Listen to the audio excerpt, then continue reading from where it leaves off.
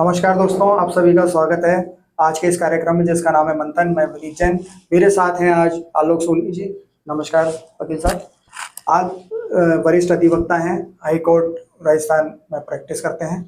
वकील साहब, अभी आज हम जो चर्चा करने वाले हैं मंथन में, वो है, अभी आपने देखा होगा लेटेस्ट में अभी एक सभा भी बहुत बड़ी हुई है, भील प्रदेश को लेकर मांग उठ रही है। तो ये जो मांग है कितनी जायज है और कहाँ तक सही है? देखिए सर, मेरी दृष्टि में ये मांग जायज़ नहीं है और उसका कारण ये है कि हम जाति के नाम पे इस देश को और जनता को पृथक। भील के नाम पर बात हो रही है कि भील प्रदेश बना दिया जाए, तो इस तरह से अगर हम जातियों की, आप जो कह रहे हैं उसके हिसाब से, कि अगर इस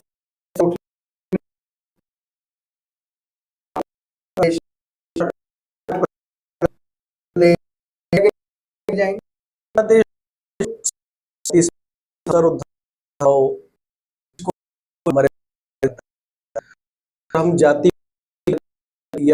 को लेकर के देश को बांट दें तो वो चीज सही नहीं है।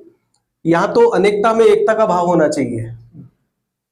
भील प्रदेश को लेकर के ये जो मांग उठ रही है ये सही नहीं है, क्योंकि भील प्रदेश दूसरी जातियों से खुद को अलग कर लेगा, पृथक कर लेगा, जबकि हमारे देश में भी ये पृथकता का भाव होना ही नहीं चाहिए। सारी जातियां, जैसे देश में सब लोग साथ मिलके रहते हैं। हमारे देश का तो मेन वही है, विविधता में एकता। यस, भारत बना ही विविधता में एकता से है। अगर इस तरह से जातियों के आधार पर बनाने लग जाएंगे तो ढांचा जो है, मुझे लगता है, चरमरा जाएगा। यही कहना चाह रहे हैं। अभी जैसे उनके जो नेता हैं वो ये कह रहे हैं कि जिस तरह से गुजरात बना है गुजराती बोली के आधार पर, पंजाब बना है पंजाबी बोली के आधार पर, उसी तरह हमारी बोली है भील, जाति नहीं है, बोली हमारी भील है, तो उस भील बोली के आधार पर भील प्रदेश बनाना चाहना चाहिए। सर, वो चीज प्रदेश को लेकर के है। पंजाबी बनी है पंजाब देश प्रदेश को लेकर के, मराठी बनी है महाराष्ट्र को लेकर के, गुजरात को लेकर गुजराती बनी है, वो प्रदेश को लेकर की बात है। जहां जाति की बात है, प्रदेश की चीज अलग है, जाति की चीज अलग है। जहां जाति की बात है वहां न तो हमने कोई ब्राह्मणों के अलग से जो है इसका प्रदेश बना रखा है, ना हमने गुर्जरों का अलग से प्रदेश बना रखा है, ना हमने कोई और जाति का अलग से प्रदेश बना रखा है। ये प्रदेश का बात है तो प्रदेश में तो गुजरात है गुजराती चलेगी, महाराष्ट्र है मराठी चलेगी, पंजाब है पंजाबी चलेगी, राजस्थान है राजस्थानी चलेगी। लेकिन ये जाति को लेकर जो विघटन हो रहा है या करना चाहते हैं, ये उचित नहीं है। इसमें जो बोली की बात कर रहे हैं, मुझे लगता है वो भी सच नहीं है। क्यों? क्योंकि आप ये देखें कि इसमें राजस्थान, मध्य प्रदेश, गुजरात और महाराष्ट्र, इन चारों राज्यों को मिलाकर एक नया प्रदेश बनाने की बात कही जा रही है। तो जाहिर सी बात है, राजस्थान में राजस्थानी बोली जाती है, मध्य प्रदेश में भाषा अलग बोली जाती है, गुजरात में अलग बोली जाती है, महाराष्ट्र में अलग बोली जाती है। तो क्या ये चारों राज्यों के भील एक ही भाषा बोलते हैं? ऐसा हो सकता है? ऐसा बिल्कुल भी नहीं है। जहां जैसा देश वैसा भेष। तो राजस्थान में राजस्थानी बोली जाती है, लेकिन ये ऐसा नहीं कि सब प्रदेशों के अंदर एक जाति के लोग एक ही भाषा बोलते हो। ऐसा नहीं है। वो तो अपने अपने प्रदेश के हिसाब से भाषा है। वहां के भील भी उसी भाषा में मेरे हिसाब से संवाद करते होंगे, जहाँ तक बिल्कुल बिल्कुल बिल्कुल। जिस जगह गुजरात के भील गुजराती में, महाराष्ट्र के भील मराठी में, तो वो भाषा का तो एक जो दावा है वो निरर्थक ही साबित होता है। गलत ही है, वो बिल्कुल गलत है। इस तरह से अभी एक जो इनके आंदोलन से जो चीज लग रही है कि अभी क्या है, हाल ही में चुनाव हुए, चुनाव में वहां की आदिवासी पार्टियों ने एक पार्टी बनाई बाप के नाम से, उनके 2 विधायक भी चुने गए, एक सांसद भी चुना गया। तो कहीं ये राजनीतिक रोटियां सेकने की और तो कदम नहीं है? सर, ऐसा है कि वो राजनीतिक रोटियां सेक रहे हैं या जो भी कुछ कर रहे हैं, लेकिन एक आम जनता और एक देशवासी होने के नाते हम जो अपने दिमाग से सोचते हैं कि क्या गलत है और क्या सही है, तो ये जो मांग है वो बिल्कुल भी जायज प्रतीत नहीं होती किसी भी दृष्टिकोण से। न जाति के दृष्टिकोण से, न प्रदेश के दृष्टिकोण से, न मानवीय दृष्टिकोण से। कानून क्या कहता है इस विषय में? सर कानून ये कहता है कि जो जातियां हैं हमारे देश में, सबको कानून में अलग अलग जो है अपने हिसाब से कानून में उसका धाराएं दी हुई है और उन सब का कानून में है। और भील जाति जो है वो हिंदू जाति में आती है और हिंदू जाति के हिसाब से जो है वो जो भील जाति को संरक्षण प्रदान होता है कानून के अंतर्गत वो प्रदान है, हिंदू होने के कारण ही होता है। परंतु वो लोग अपने आप को हिंदू नहीं मान रहे हैं। सर उनके नहीं मानने से नहीं होता है, ये तो जब हिंदू है तो है, आप और मैं है, जिस जिस जाति के हैं है तो है। अब ये चीज मैं आपको चर्चा कर रहे हैं अपन कि इसमें ये कहते हैं कि हम आदिवासी हैं। मुझे लगता है कि पूरा भारत ही शुरुआत में आदिवासी ही रहा होगा, जब भी उस वहां से हम जंगलों से निकलकर गांव में आए, गांव से निकलकर कस्बों में आए, कस्बों से निकलकर शहरों में आए, परंतु मूल जो रूप है वो तो आदिवासी ही है सभी का। तो ये अलग कैसे हुए हमारे से? आदिवासी का मतलब क्या है? आदि मतलब पुराने काल के वासी। हम सब पुराने काल के वासी हैं। आज हमारे पूर्वज यदि उनके बारे में खोजबीन की जाए, जांच की जाए, तो सब वो पुराने काल के, पुरातन काल के ही मिलेंगे। और गांव में, ढाणियों में बसने वाले आज भी हमारे भाई, हिंदू भाई, ये सब जातियों के भाई, वो सब आदिवासी से ही उठकर आए हैं, सब पुरातन काल से उठकर आए हैं, सब उसी का हिस्सा है। तो अभी इनको अपने आप को अलग कहना ये जायज प्रतीत नहीं होता। राइट, बिल्कुल। अब जो पूजा पद्धति की ये बात करते हैं कि हमारी पूजा पद्धति अलग है, हम सिर्फ प्रकृति की पूजा करते हैं, हम देवी देवताओं को नहीं मानते, तो आज भी हिंदू धर्म में सारे प्रकृति की पूजा होती है, सूर्य भगवान की पूजा होती है, यहाँ तुलसी की पूजा होती है, गोवर्धन पूजा होती है, तो इसको कैसे कहेंगे? सर ऐसा है, ये हम नेचर की पूजा करते हैं। भगवान, नेचर क्या है? भगवान ही तो है। हम सूर्य की पूजा करते हैं, तुलसी माता की पूजा करते हैं, आप भी वही करते हैं, भील जाति वाले भी वही करते हैं, तो डिफरेंस कहाँ हुआ? समानता ही है। बिल्कुल समानता है, डिफरेंस कहीं है नहीं। और समानता इसलिए क्योंकि आप भी हिंदू हैं और हिंदू के तहत आपको संरक्षण प्रदान है कानून के तहत। वो हिंदू वाली बात जो कर रहे हैं कि अभी इनको आरक्षण का लाभ मिला हुआ है, अगर ये अपने आप को हिंदू से अलग करते हैं तो इनको आरक्षण का लाभ मिलना चाहिए। सर आरक्षण का लाभ तो पहले से ही मिला हुआ है, अब और लाभ लेकर के और डिफरेंसेस क्रिएट करना वो उचित प्रतीत नहीं होता।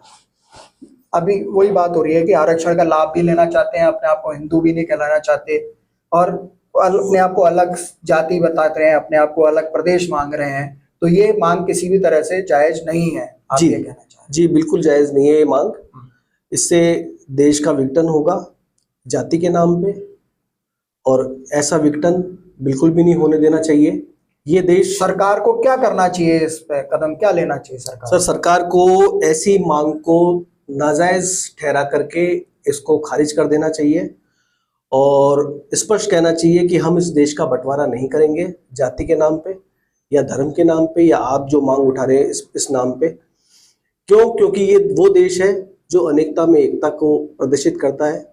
यहाँ सर्व धर्म सर्व जाति संभाव है, यहाँ सब जातियों के लोग आपस में साथ मिल बैठ करके उत्सवों का आनंद लेते हैं।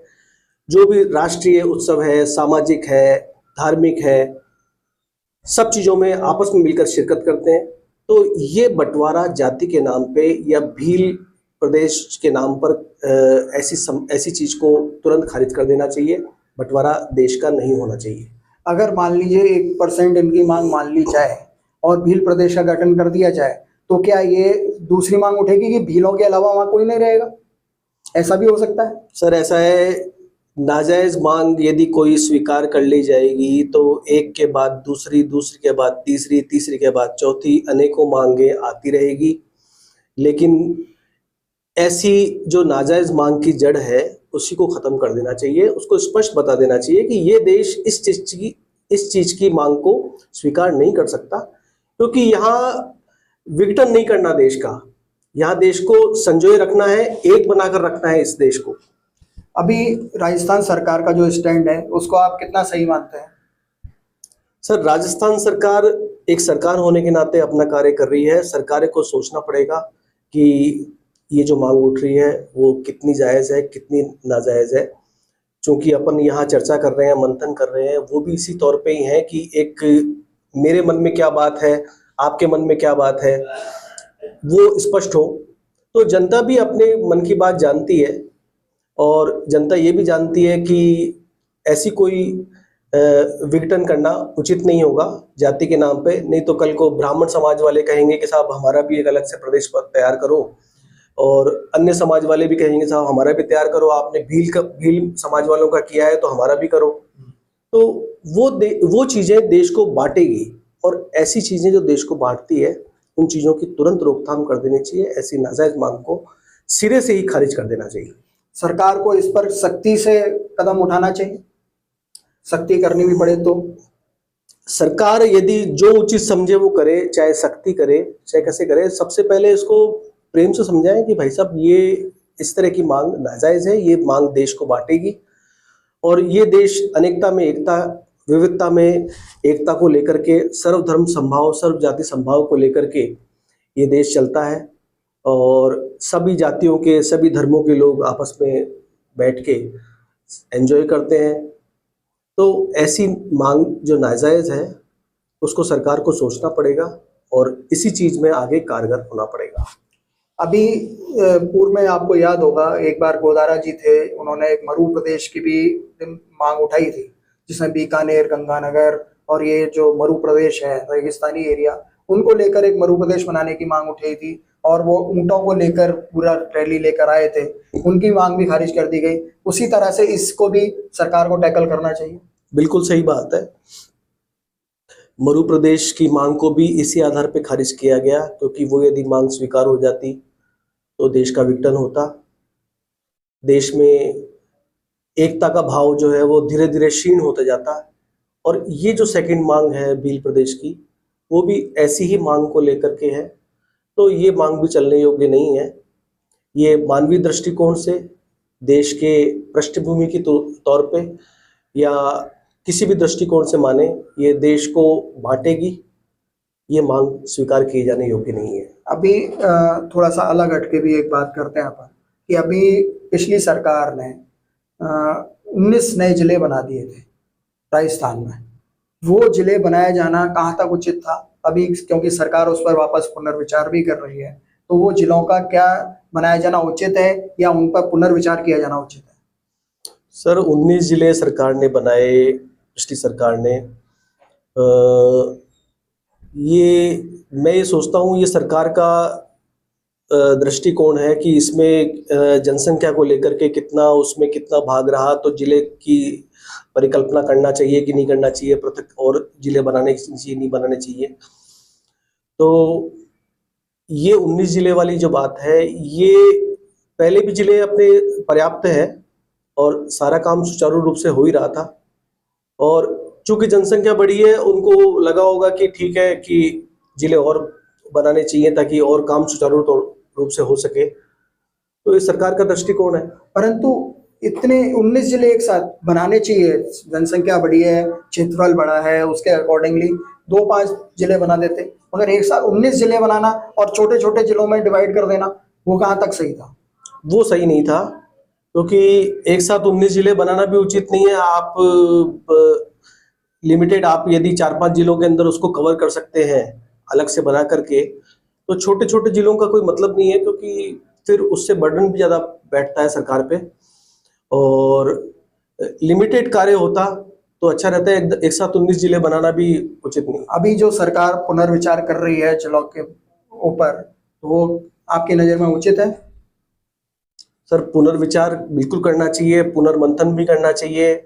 यदि कहीं कोई कमियां रह गई है, खामियां रह गई है, कुछ गलतियां हुई है, तो उनको सुधार करने का मौका मिलना भी चाहिए। चलिए, बहुत बहुत धन्यवाद वकील साहब आपसे बात करने के लिए। अभी आज हम मंथन कर रहे थे आलोक सोनी जी के साथ में। इस मंथन का आज का सार ये है कि भील प्रदेश की जो मांग है वो पूर्णतया नाजायज है, क्योंकि इस तरह से हर एक जाति, चाहे वो ब्राह्मण हो, राजपूत हो, जैन हो, जाट हो, हर एक अपना अपना अलग अलग, गुर्जर हो, वो अपना अपना अलग अलग प्रदेश मांगने लग जाएंगे। तो इस देश का कहाँ तक बंटवारा करेंगे हम और कहाँ ले जाएंगे इस देश को, क्योंकि देश एकता में अनेकता यही हमारे देश की शक्ति है। Vineet Jain, news flash.